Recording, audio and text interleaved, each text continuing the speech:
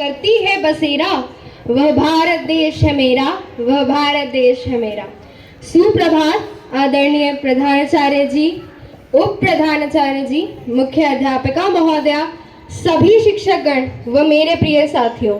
मैं अविका चंद्रा कक्षा 8वीं ए से आज आप सभी को भारत के 75वें गणतंत्र दिवस के अवसर की हार्दिक शुभकामनाएं देती हूँ। कुछ लोगों का यह मत रहा है कि भारत को स्वतंत्रता चरखे ने दिलाई है।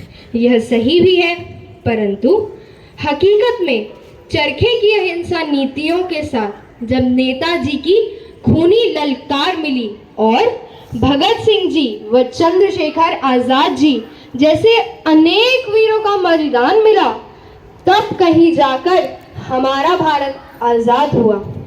1947 में आजाद होकर खुली हवा में हम सांस तो ले पाए, लेकिन लंबे समय तक गुलामी में रहते हुए हमारे पंख कट चुके थे। अंग्रेजों ने सोने की चिड़िया कहे जाने वाले देश को पूरी तरह से खोखला कर दिया था। कहते हैं कि स्वयं का तंत्र होने पर ही किसी देश को सही मायनों में स्वतंत्र माना जा सकता है। हालांकि भारत के स्वतंत्र होने के बाद भी इसका कोई अपना संविधान नहीं था, अपितु इसकी समस्त कानूनन प्रणाली भारत सरकार अधिनियम 1935 पर आधारित थी, जिसे ब्रिटिश सरकार द्वारा लाया गया था। असल में 26 जनवरी के दिन सन 1930 में पहली बार कांग्रेस पार्टी ने पंडित जवाहरलाल नेहरू जी की अध्यक्षता में लाहौर में रावी नदी के तट पर तिरंगा फहराकर पूर्ण स्वराज दिवस के रूप में मनाया था। इसी दिन की विशेषता को याद रखने के लिए ही ठीक 26 जनवरी 1950 को ही हमारा संविधान लागू हुआ था, जिसे बाबा साहेब भीमराव अंबेडकर जी जैसे तीव्र बुद्धि व विलक्षण प्रतिभा वाले सशक्त हाथों ने बनाया था। इसी दिन न केवल देश ने अपने कानूनों की घोषणा की थी, अपितु भारत के संविधान की प्रस्तावना को भी लागू किया गया था। इसी दिन भारत ने औपनिवेशिक व्यवस्था को समाप्त कर एक संप्रभु लोकतांत्रिक गणराज्य बनकर एक नई सुबह की शुरुआत की थी।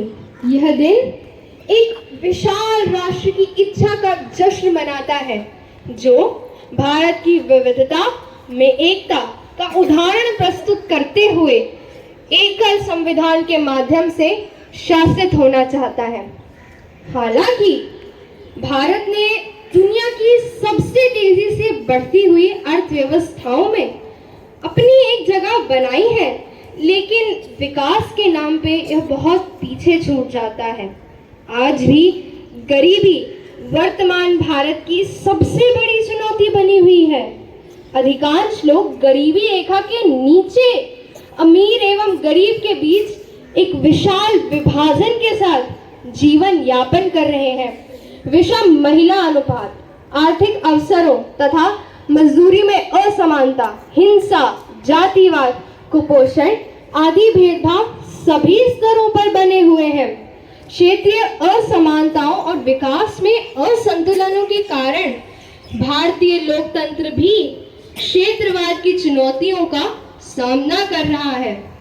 हमारे गणतंत्र ने एक लंबा सफर तय किया है और हमें इस बात पर गर्व है कि नई पीढ़ियां इस गणतंत्र को कितनी दूर ले आई हैं, परंतु अभी यह यात्रा पूरी नहीं हुई है। उपलब्धि और सफलता के हमारे मापदंडों को फिर से जांचने की आवश्यकता है, ताकि हम इसे एक साक्षर समाज से एक ज्ञानी समाज की ओर ले जाएं। भारतीय मॉडल विविधता, लोकतंत्र और विकास की ऐसी तिपाई पर टिका हुआ है जहां हम एक को दूसरे के ऊपर नहीं चुन सकते हैं।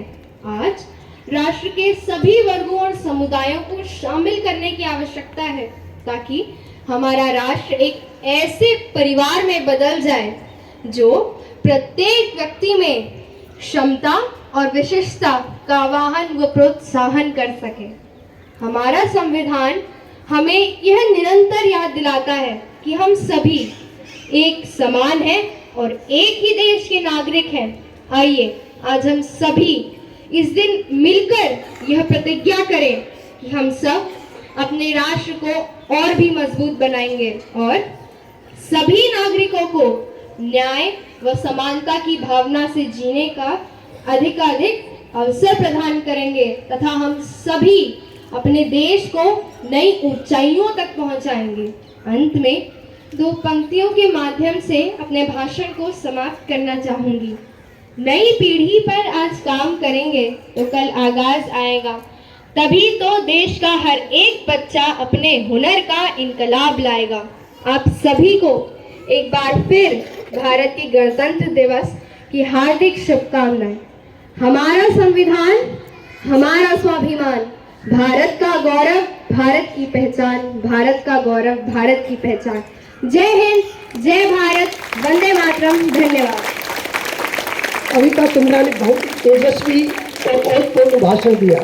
सभी जोरदार ताली बजाकर एक बार दोबारा उनका स्वागत करें।